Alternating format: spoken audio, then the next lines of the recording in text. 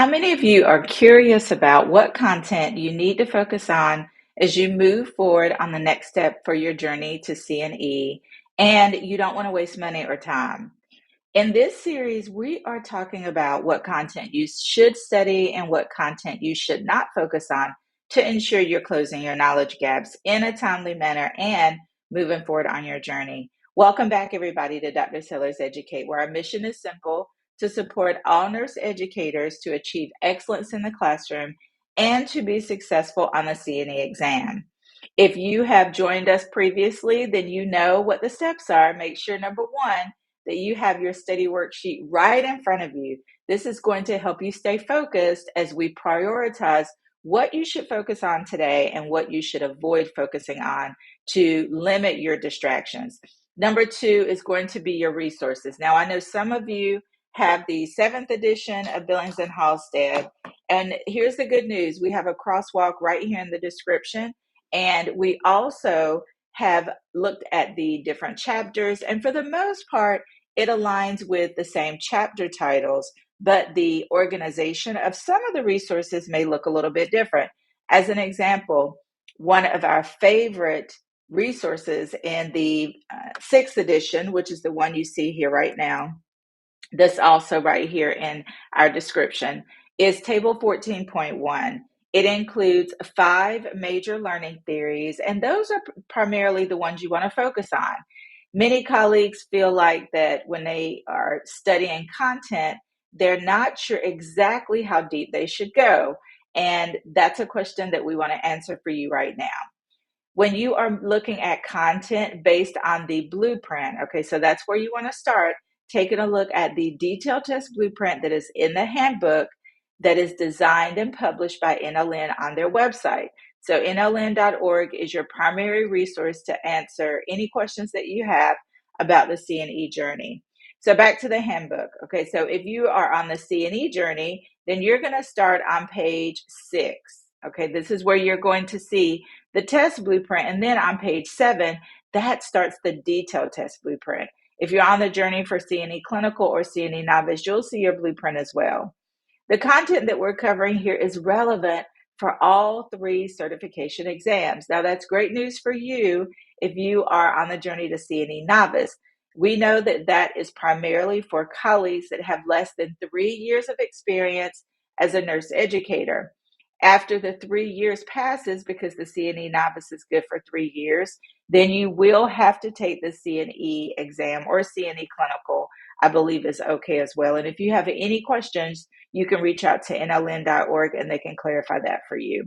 All right, so looking at the blueprint, that's step number 2. So number 1, you have your study worksheet. Step number 2 is that detailed test blueprint. And step number 3 is your resources. As I mentioned, whether it's the 6th edition or 7th edition, you want to make sure that you have what we call the Bible in Nursing Education, which is Billings and Halstead. And we also want to clarify one question right now that we get a lot, and that is, what about those practice questions that are for sale online? Well, we recommend the same advice that NLN gives. Those resources are not developed by NLN exam writers. So could they help some colleagues achieve success? Maybe, but what we want to provide are going to be the evidence-based strategies to help you be successful with ease as you move forward on your CNE journey. I account it to being similar to our nursing students. When we tell them how to prepare for NCLEX, we don't want them sitting down only answering a lot of questions, right? We may have some adaptive quizzing as they move forward on their journey in the nursing program, because that's going to allow us to gather formative feedback about their knowledge regarding the content. For the CNE exam, it's 70 to 80% of that level of application and analysis when we look at the learning domains on page 188 and 189 in Billings and Halstead 6th edition. And what that tells us is that that lowest level of the cognitive learning domain is remembering. So this is when we start in the process, even with our nursing students, of memorizing content, okay? But we know we can't stay there. We have to scaffold our learning. We have to build on prior learning experiences.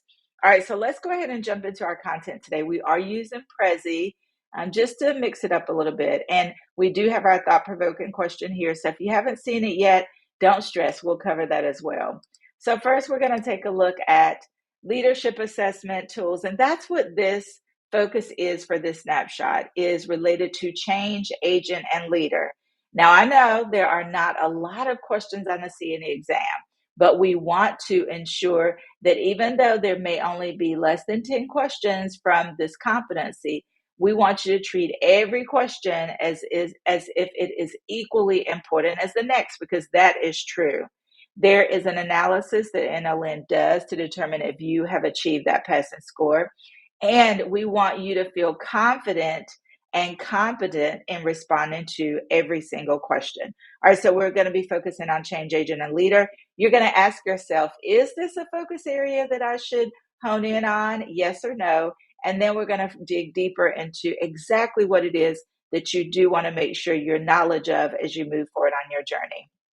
So many colleagues tell us that they look at the blueprint, but then they're not sure how to fill in the gaps. Well, that's exactly what Billings and Halstead will do for you. All right, so change agent and leader is aligned with competency 5. So first and foremost is you want to take a look and do that deep dive, right? That self-assessment, looking at that blueprint of exactly what behaviors you're demonstrating. Okay, so step 1 is you want to assess, how knowledgeable am I about this content? As an example, when you take a look at the blueprint, go there with us. It's going to start on page 8 for CNE. The first point I want to make is that you can see that you should expect 9 questions. Remember, I said less than 10, so 9 questions exactly, 2 at that lowest level of recall or remembering, and you should expect 5 at the level of application, and then 2 at the level of analysis. Okay, so knowing that information, let's talk about alignment with the competency. So first and foremost, you want to think about, what are those evidence-based practices that I'm already using in the classroom every day to align with this competency? So let me give you one example. B, under domain 5 or competency 5, says adapt to changes created by external factors. I'm reading directly from the blueprint.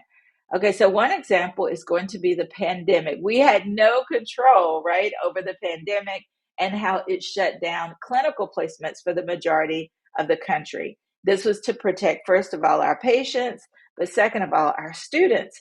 So how did I adapt? How did I pivot to those external factors? Well, I'm sure just like us, many of you had to go back to the drawing board. You had to sit. First of all, it was virtual, right? Because we all had to leave our campuses, but you had to sit with colleagues to figure out, okay, so what are our regulatory standards related to these clinical placements, first and foremost? Second of all, how are our SLOs, our student learning outcomes, still going to be met? Because we have to ensure that we are compliant with our accrediting bodies. And then number 3 was our students, our learners in the classroom, right? How are we going to solidify their learning? How do we take them through COBE experiential learning theory without having that firsthand experience? Well, we had to be creative. Some of us had virtual clinicals where students logged into Zoom and we set the parameters or expectations of exactly what was required of that related to that. And then for some of us, we engaged in desktop simulation or virtual simulation where students were actually able to log into the computer based on the system that we chose, and they went through modules that involved virtual patients on their screen. They made patient care decisions, and then we mapped all of those experiences to our learning objectives, ultimately our student learning outcomes, our program outcomes, ensure that it aligned with those regulatory body standards. And we also provided formative evaluations along the way. We gave students that meaningful feedback so that there were no surprises when we gathered the information from the summative feedback, the summative evaluation at the end. We felt confident that students were ready for that exam. And they want to create a culture of change. And what does that mean? Well, we're going to talk about that as we wrap up with our last few points in the snapshot. And then assessing your knowledge, going through all 8 or so of these behaviors that are identified under competency 5. So as an example, with I, manage conflict effectively. Well, if you struggle with demonstrating that behavior in the classroom, what can you do differently? First and foremost, with our students, we want to encourage civility, right? We want to encourage students working together collaboratively so that they can practice effective communication. First and foremost, we want to role model that. That means that we may need some development related to this area. Okay, so this is all about assessing your knowledge, not only related to the blueprint, but also how we show up in the classroom every day, how we role model these evidence-based practices in the SIM lab, in the skills lab, and in the clinical setting. So here's our first question, yes or no. Tell us what you think in the comments. Leadership assessment tools. Do you think this is an area that you need to focus on as you move forward on your journey to CNE success? All right, so I'll give you some time to process that information. And while you're thinking through that, pull out, if you do have, your handbook or your workbook, I should say. All right, so I know some of you have already printed out the revised workbook, so excellent. If you haven't had a chance to do that, just print out a study worksheet or pull out a sheet of paper. We want you to write down today's date. And then second of all, what is an objective that you want to achieve based on our content review? Now that you know what we're talking about, what is it that you want to walk away with after this snapshot, having a better understanding about? All right, so now we're going to transition to our thought-provoking question. All right, so here we go. If you haven't seen it already, as a nurse educator, you are tasked with implementing a new curriculum aimed at improving patient safety outcomes in clinical practice. Which of the following actions best demonstrates your role as a change agent and leader? So we have A, conducting workshops on advanced clinical skills for nursing students. B, collaborating with hospital clinical leaders for appropriate placements. Or C, developing new assessment tools for student clinical competencies. Two questions you want to ask yourself when you get to the CNE exam. Number one, what is this question really asking me about? And then number two, what is it that I know for sure about content related to this question? This is going to help decrease your anxiety. Most of us do have test anxiety when it comes to any type of standardized exam. Okay, so think about what helps you move past that anxiety, because we want you to have the mindset of feeling encouraged, feeling confident when you walk into the exam. We know that's about 20% of our ability to achieve success. And then the other 80% is going to be how well prepared or are we for the actual CNE exam. All right, so go ahead and write down what you think the answer to the thought-provoking question is, and we will wrap up at the end and circle back to this question to make sure you understand the rationale as to why the other two answers are incorrect and the one answer is correct. That's another point I want to make. When you get to the CNE exam, there are going to be three options. Okay, so NLN updated the format of their exam in 2024. They shared that information with us during the summit. And now there are three options. And NLN exam writers shared with us during a workshop that the reason for that is they realized that that distractor, that third distractor, wasn't very effective. And there was really no change in scores in how educators performed when they had three options versus four options. Okay, so expect just three options. So you may see two good options, but there's only one correct option, similar to the NCLEX exam. All right, so now we want to take a look, since you've had a chance to think about whether or not a leadership assessment tool is going to be part of what you should study or what you should not study. Let's see if you chose the correct answer. If you chose no, you are correct. There are so many great leadership assessment tools. One that I like is called Kouzes and Posner. I use that as part of my PhD research, looking at the transformational leadership practices of nurse leaders across the state of California, and whether or not there was a relationship to negative patient outcomes or positive patient outcomes as it relates to falls and pressure ulcer prevalence. But here's the good news. You don't have to worry about studying all those tools. But what you do want to be clear about is, what are those, first of all, doing a self-assessment, what are those leadership skills that I need to ensure that I'm demonstrating these behaviors that are outlined in the blueprint to help me achieve competency to be able to function effectively, productively, and efficiently as a change agent and leader as a nurse educator. And this is not about a title. We all have informal and formal titles, but we are all leaders when it comes to our role and responsibility as a nurse educator. We all know we're not just teaching future nurses, we're also teaching future nurse educators and future nurse leaders. All right, so we want to role model. So next, we're going to take a look at what do you need to focus on. So we know that you don't need to focus on those leadership assessment tools, but what you do want to focus on is going to be these change models, okay, as our next question. So thinking about Lewin's change theory, thinking about Cotter's change model, these are just two that come to mind. Lewin's change theory talks about the transformation as well as Cotter.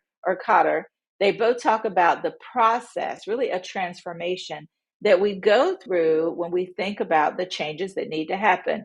So first, we want to consider what is the culture of change that we are considering in our place of work. Okay, so creating that culture of change is all about evaluating the need for change. How much of a change is actually needed? Next, we want to answer the question about change theory.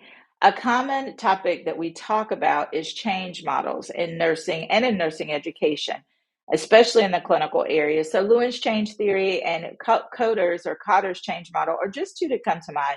So, what do you think? Is this an area of focus for you on your journey or not so much? As you're thinking about that, I want to talk a little bit about why we should adapt a model of change when we're thinking about what our next steps are going to be. As an example, if we need to make curricular changes, as the thought-provoking question mentioned. So Lewin's change theory talks about three phases that we go through. We can be resistant to change, maybe because we're just used to the status quo. We understand the curriculum. We've worked for 20 years sometimes with a specific type of curricular model. And it's not uncommon for change to be difficult, especially as adults. So, what strategies do we want to use to help our colleagues, our students sometimes work through that change? So, yes or no, do you think change models need to be a part of your study plan? All right, so if you chose no, you are correct. You do not need to study actual change models, whether it's Coder, Lewin, or others that are out there. But this is what you do need to know. How am I contributing to this culture for change? First of all, evaluating the need for the change. Is it necessary? Second, we want to collaborate with our peers. Identify who needs to be in the room, who needs to sit at the table to help us make these really important change decisions. Third is we want to be a role model. We've got to do our work on the front end to learn more about this change that needs to happen. I'll use an example, which is competency-based education. Going to the literature, first of all, to be fully informed about what the evidence says about this change that we're going to move forward with. And then second of all, sharing that information with our peers, especially for those colleagues that we already know may have a difficult time pivoting or adjusting to this change. And then number four is how do I take responsibility for my responses? And then how do I manage conflict? Are there some opportunities that I need to take advantage of as it relates to professional development to help me have the right words to say, to help me demonstrate emotional intelligence, which we know is really important, especially in the classroom. We want to talk to students about that and really reinforce the value of working through conflict so that we can have a collaborative discussion and come to a single solution about how we're going to move forward. All right, very good. So give yourself a round of applause if you chose the correct answer. I think you all have done an exceptional job of walking through this content. So many of you out there, because we've talked about it, and so many of you have also achieved a very high score under change agent and leader. We have about 20% that really struggle with this area. And so it's important for you to take some time to do the self-assessment, as we mentioned, to ensure that you close your knowledge gaps. All right, so now we're going to go back to our thought-provoking question. Hopefully, you all have had a chance to look at the content related to this question, really think through those two questions that we ask ourselves. So if you chose B, collaborating with hospital clinical leaders for appropriate placement, you are correct. So give yourselves a round of applause if you chose B. Now let's talk a little bit about why B is correct and A and C are not. All right, so A talks about conducting workshops. Well, that could be helpful, but the question really is asking you about which of the following action demonstrates our role as a change agent and leader. If we're conducting a workshop for nursing students, this is really not answering the question. Okay, so the question is really about our responsibility to implement a new curriculum focusing on these patient safety outcomes.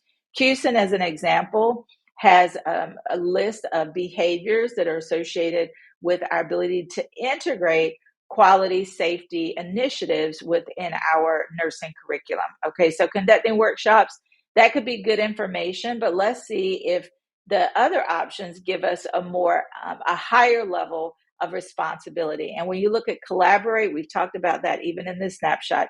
This is going to help us ensure that we're bringing to the table those colleagues, such as our clinical leaders within our healthcare environments, where our students are going to have a chance to practice the nursing skills that we're teaching them in the classroom and in skills lab. So collaborating is at that highest level, and it also demonstrates our ability to work together to come up with a common goal and how we're going to move forward. And then developing, same thing. Yes, that's a great verb. Looking at assessment tools can definitely help students close the gap, put the puzzle pieces together as described in the constructivism learning theory model. However, it doesn't really close the loop when we talk about moving forward with the curricular change. Okay, so that's why B is going to be the best option. When it comes to our ability to align evidence-based practices with our learning outcomes and objectives in the clinical setting, it's really important for us to align them, going back to our initial point, with those objectives in the classroom. So we always want to make sure there's strong alignment with the competency that we're trying to achieve in our classroom setting to close the loop with our students. All right, so this is going to wrap up our time together for today.